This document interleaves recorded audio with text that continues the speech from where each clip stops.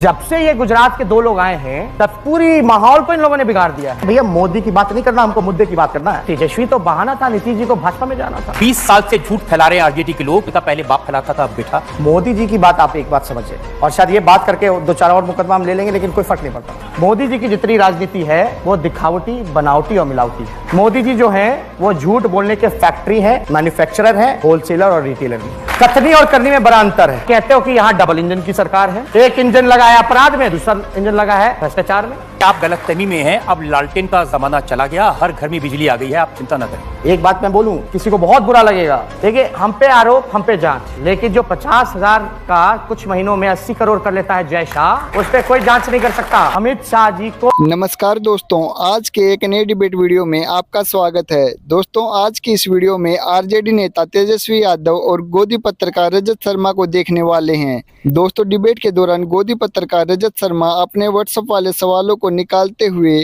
तेजस्वी यादव को लपेटने का प्रयास करते हैं, लेकिन तेजस्वी यादव शर्मा जी को मुंह तोड़ जवाब देते हैं और शर्मा जी की बोलती बंद कर देते हैं। तो दोस्तों, तेजस्वी यादव ने गोदी पत्रकार और उनके आका विश्व गुरु और चाणक्य को खूब लपेटा है। बाकी पूरा वीडियो आप खुद ही देख लीजिए। एक बात समझिए, अगर अपने आप को समझते हैं कि उनके बाप दादा की जागीर है तो ये गलतफहमी में है। और जितनी भी जनता है जो सामाजिक न्याय में, सेक्युलरिज्म में विश्वास रखती है, जो देश के संविधान में विश्वास रखती है, वो इस बार मुंहतोड़ जवाब देने का काम करे। एक उनकी शिकायत यह है कि ये कोई मुद्दा नहीं। देखिए, मुद्दा क्या है? किसानों का आय दुगुना करना, किसानों का कर्ज माफी करना, नौजवानों को 2 करोड़ रोजगार देना, जो हर एक साल जो वादा किया गया था, सही शिक्षा मिले, लोगों को क्वालिटी ऑफ एजुकेशन मिले, स्वास्थ्य की सुविधाएं ठीक हों, संविधान हमारा जो खतरे में है वो बचे, देश में महंगाई जो चरम सीमा पर है वो कम हो, ये सारे मुद्दा है। लेकिन बीजेपी जब हारने लगती है, जब उनकी दाल नहीं गलती है, जब उनके पास जवाब नहीं होता है मुद्दे का, तो वो लोग जो है इसी चीजों पे बात करते हैं। आपने भी ऐसी बात मुद्दा की थी। बीजेपी का एजेंडा क्या है? हमने देश में किसानों के बारे में चर्चा नहीं सुना। प्रधानमंत्री से मिलने जाते हैं तो प्रधानमंत्री के पास मिलने का समय नहीं होता, बल्कि लाठी चलवाते किसानों पर। और समय कहां होता है प्रधानमंत्री को? तो प्रियंका चोपड़ा के शादी में जाना। तुम अहिंसा की बात करते हो, तुम चुल्लू भर पानी में जाके डूब के आ जाओ। अगर आप देखिए, रोजगार के बारे में चर्चा नहीं हुई, देश की आर्थिक स्थिति कैसे सुधरे इस पे चर्चा नहीं हुई, गरीबी कैसे मिटे इस पे चर्चा नहीं। चर्चा किस पे हुई? साल हिंदू, मुस्लिम, मंदिर, मस्जिद, पाकिस्तान और कश्मीर। कि आपका एक ट्वीट है 13 अगस्त 2017 का, आपने कहा वंदे मातरम का मतलब है बंदे मारते हैं हम। आप भी तो ऐसी बात ये करते हैं। बीजेपी का काम है, जो समाज में जहर घोलने का काम करते हैं। हम तलवार में नहीं, कलम में विश्वास रखते हैं। अभी कोई भी पर्व त्योहार आएगा, बीजेपी के लोग पता नहीं इतनी भारी संख्या में, लाखों लाख की संख्या में तलवार कहां से मंगा लेते हैं। और हमारे पलटू चाचा अपने विचार का सौदा करके, आप देखिएगा कि पहले उनका डीएनए खराब था, अब मैच कर गया। बीजेपी की परिभाषा देते थे, बीजेपी का मतलब है बड़का झूठा पार्टी।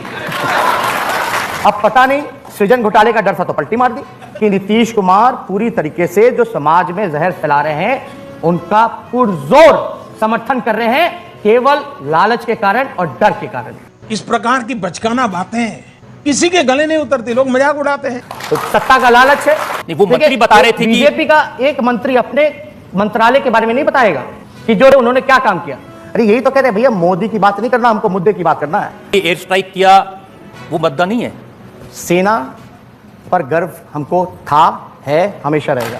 लेकिन इंडियन आर्मी का अगर राजनीतिकरण किया जाएगा तो ये सही नहीं होगा। ये सेना के जवान जो है हमेशा से जज्बा रखते हैं, पाकिस्तान हो या और कोई हमारे देश का दुश्मन हो, उसको मुंहतोड़ जवाब देना। यही भारतीय सेना है ना जो पाकिस्तान के 2 टुकड़े किए थे, बांग्लादेश बनाया था और पाकिस्तान आर्मी को सरेंडर कराया था। क्या उस वक्त, उस समय की सरकार ने क्रेडिट लिया? नहीं लिया। लेकिन मोदी जी के पास कुछ कहने को नहीं, सोचते कि सेना के बहाने उनका चुनाव पार हो जाएगा। प्लीज, ये अच्छा। लेकिन बात ये नहीं है, बात ये है समझने की कि मोदी जी का कहना ये है कि मोदी जी से पहले सेना कारगर नहीं थी, मोदी जी आए तब सेना कारगर हुई है। अब मोदी जी नहीं रहेंगे तो सेना कारगर नहीं रहेगी।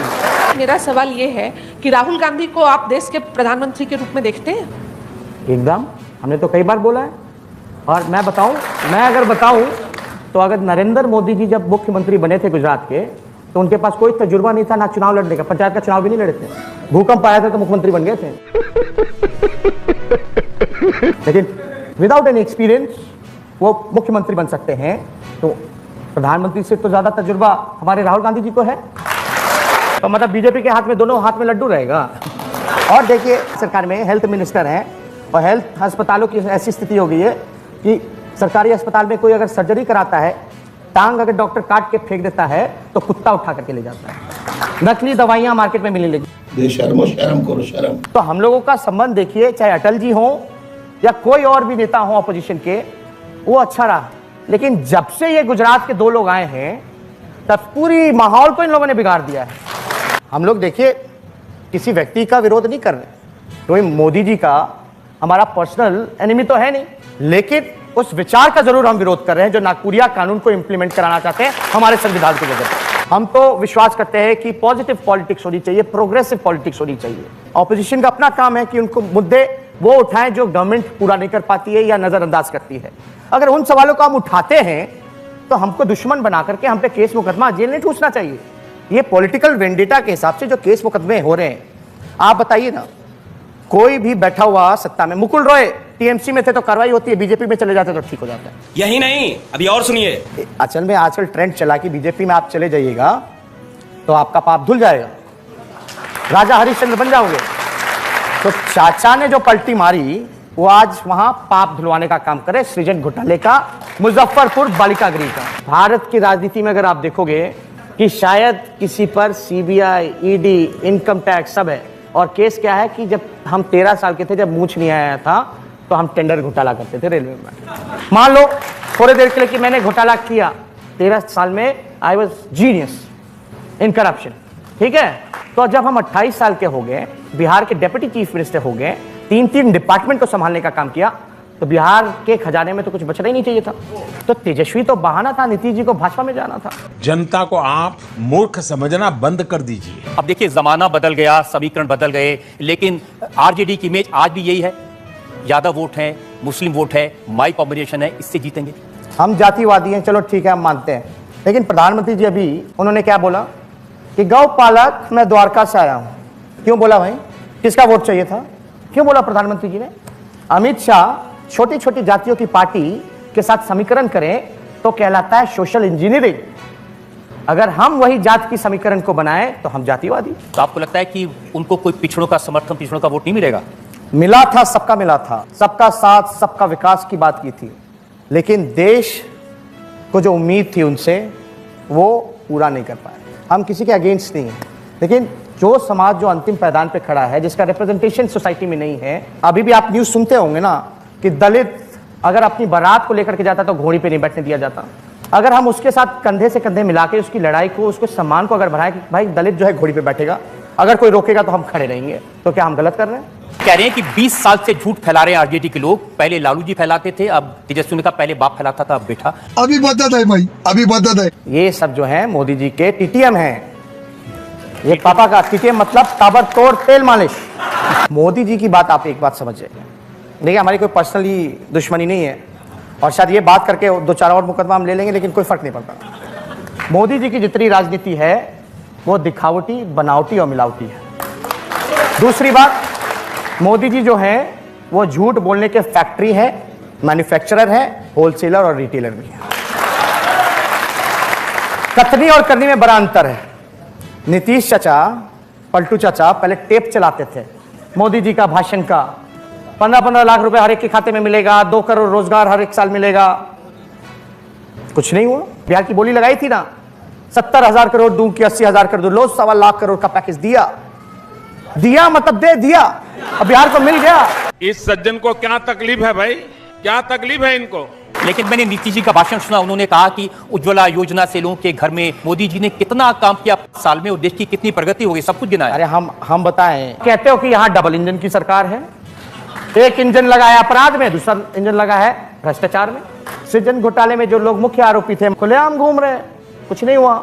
नीतीश जी के कार्यकाल में इतने घोटाले हुए, 40 घोटाले हुए, लेकिन आज तक ना कोई अधिकारी पकड़ा गया, ना कोई मंत्री पकड़ा गया, ना किसी को हटाया गया। आप गलतफहमी में हैं, अब लालटेन का जमाना चला गया, हर घर में बिजली आ गई है, आप चिंता ना करें। साले का खोपड़ी तोड़ साले का। देखिए, ये सिर्फ बल्ब की रोशनी को उजाला नहीं कहते हैं, ये गरीबी का जो अंधकार है उसको मिटाना है तो लालटेन जरूरत है। ये आप दिखा रहे ये हैं। जो कहते हैं कि हमने अपनी जमीन गिफ्ट दी, उसके बदले में उन्हें मंत्री बनाया गया, ये कबूल नहीं किया।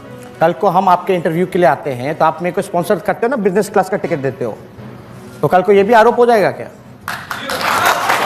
जमीन लेना, हाँ, कि इंटरव्यू के लिए बिजनेस क्लास का टिकट दिया, 5 स्टार में कमरा दिया, कितना आरोप है?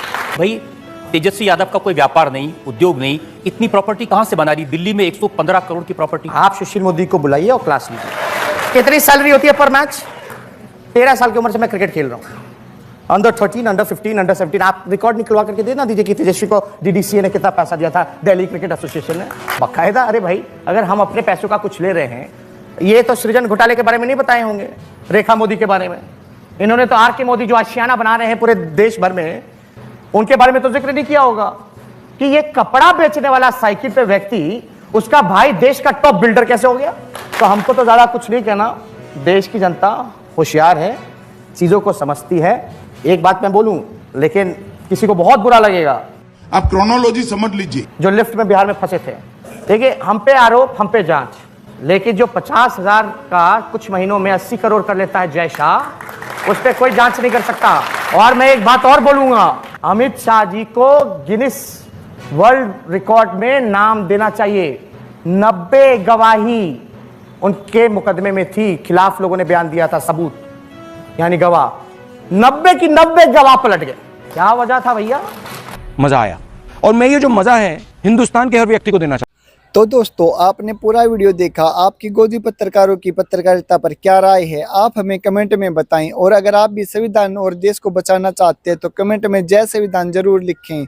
चलिए दोस्तों, मिलते हैं अगली वीडियो में, तब तक के लिए जय हिंद, जय भारत, जय संविधान।